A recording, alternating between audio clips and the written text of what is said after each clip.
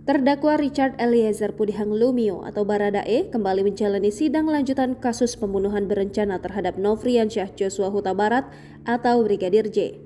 Baradae menjalani sidang dengan agenda tuntutan di ruang utama Omar Seno Aji di Pengadilan Negeri Jakarta Selatan pada Rabu 18 Januari 2023 pagi. Persidangan yang dijalani oleh Baradae ini mendapat dukungan dari sejumlah perempuan yang mengaku sebagai penggemar. Mereka menamakan diri sebagai Eliezer Angels. Pantauan Kompas.com di lokasi, pendukung Baradae itu telah tiba 1 jam lebih awal dari yang dijadwalkan pukul 9.30 waktu Indonesia Barat. Para Eliezer Angels itu telah berkumpul di depan pintu ruang sidang utama dengan tujuan untuk masuk ke dalam ruangan tempat Baradae diadili.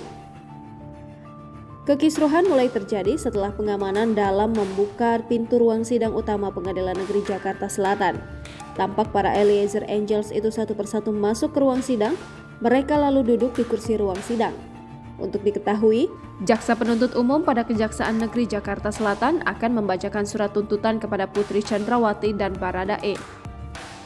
Ajudan dan istri dari mantan Kadif Propam Polri, Verdi Sambo itu merupakan terdakwa kasus pembunuhan berencana terhadap Nofriansyah Joshua Huta Barat atau Brigadir J.